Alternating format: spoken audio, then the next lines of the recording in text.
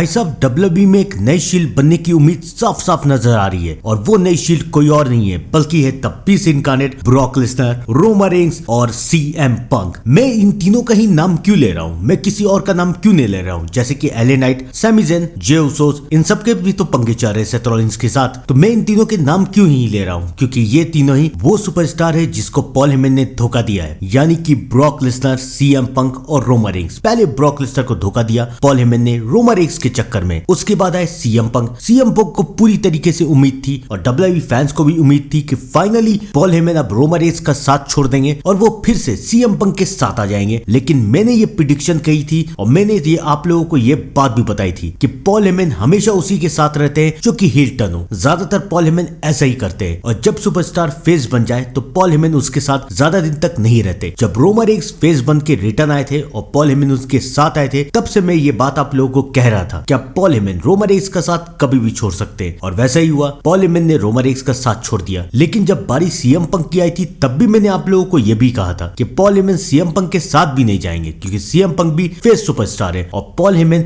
Suit होते हैं एक हील सुपरस्टार के साथ या फिर एक एंटी हीरो के साथ। एक कंप्लीटली बेबी फेस के साथ पॉल हेमन सूट नहीं करते हैं। तो मैंने रेसलमेनिया 41 की प्रेडिक्शन की थी कि पॉल हेमन सेथ रॉलिंस को ज्वाइन करेंगे और वैसा ही हुआ। पॉल हेमन ने रेसलमेनिया 41 में रोमन रेंस और सीएम पंक दोनों को धोखा दे दिया और फाइनली उन्होंने चुना सेथ फ्रिकिंग रॉलिंस को। उसके बाद मैंने ये प्रेडिक्शन की थी कि पॉल हेमन और सेथ रॉलिंस की जोड़ी डब्ल्यूडब्ल्यूई में अब धमाल मचाएगी, सेथ रॉलिंस के करियर को पुश मिलेगा, इसलिए पॉल हेमन को सेथ रॉलिंस के साथ रखा गया है। और जैसा कि मैंने कहा था वैसे ही हुआ। सेथ रॉलिंस की टीम में मेंबर्स आए, यानी कि ब्रॉन बेकर और ब्रॉन्सन रीड, और इस बात की भी प्रेडिक्शन मैंने कर दी थी। और उसके बाद से शुरू हुआ पंगा। सीएम पंक और सेथ रॉलिंस की दुश्मनी तो चली रही थी और अभी तक चल रही है और अब रोमन रेंस भी आ गए और रोमन रेंस को भी चाहिए अपना बदला। रोमन रेंस भी अपना बदला चाहते हैं, सीएम पंक भी अपना बदला चाहते हैं। और मैं ये बात डब्ल्यूडब्ल्यूई फैन से काफी टाइम से कह रहा हूँ कि अब डब्ल्यूडब्ल्यूई को नई शील्ड बनानी चाहिए। अब रोमन रेंस भी डब्ल्यूडब्ल्यूई में है और उनका पंगा भी सेथ रॉलिंस से हो रहा है और सेथ रॉलिंस बार बार वो सारी हरकतें कर रहे हैं जो कि रोमन रेंस के साथ शील्ड तोड़ते वक्त सेथ रॉलिंस ने की थी, जैसे कि उन्हें पीछे से चेयर मारना, शील्ड का नाम बार बार लेना। तो ये डब्ल्यूडब्ल्यूई अपने फैंस को टीज कर रहा है कि अब डब्ल्यूडब्ल्यूई एक नई शील्ड सामने लाने वाला है। और मैंने ये बात आप लोगों को कही थी कि the beast incarnate Brock Lesnar जल्दी डब्ल्यूडब्ल्यूई में रिटर्न आएंगे और वैसा ही हुआ। समर स्लैम 2025 में ब्रॉक लेसनर रिटर्न आए। ब्रॉक लेसनर के लिए अभी बहुत सारे मैचेस हैं, जैसे कि Gunther, John Cena, CM Punk और भी बहुत सारे, सेथ रॉलिंस। लेकिन उनमें से सबसे इंपॉर्टेंट है ब्रॉक लेसनर का पॉल हेमन से बदला लेना। डब्ल्यूडब्ल्यूई ये मौका कभी नहीं छोड़ेगी। सेथ रॉलिंस की टीम में है 3 मेंबर, सेथ, ब्रॉन और ब्रॉन्सन रीड, और यहाँ पर आएंगे रोमन रेंस की टीम में 3 member, Roman Reigns, Brock Lesnar और सीएम पंक। ये तीनों मिलकर चैलेंज करेंगे सेथ रॉलिंस की टीम को। इससे क्या फायदा होगा? इससे ये फायदा होगा कि डब्ल्यूडब्ल्यूई की स्टोरी लाइन अच्छी होगी और सेथ रॉलिंस के करियर को भी पुश मिलेगा। यहाँ तक कि ब्रॉन्सन रीड और ब्रॉन बेकर के करियर को भी पुश मिलेगा, वो भी डब्ल्यूडब्ल्यूई में एक उभरते हुए सितारे बनेंगे। तो आपको क्या लगता है कि क्या ये मैच होना चाहिए? कमेंट करके जरूर बताइएगा। तब तक के लिए thank you and good bye.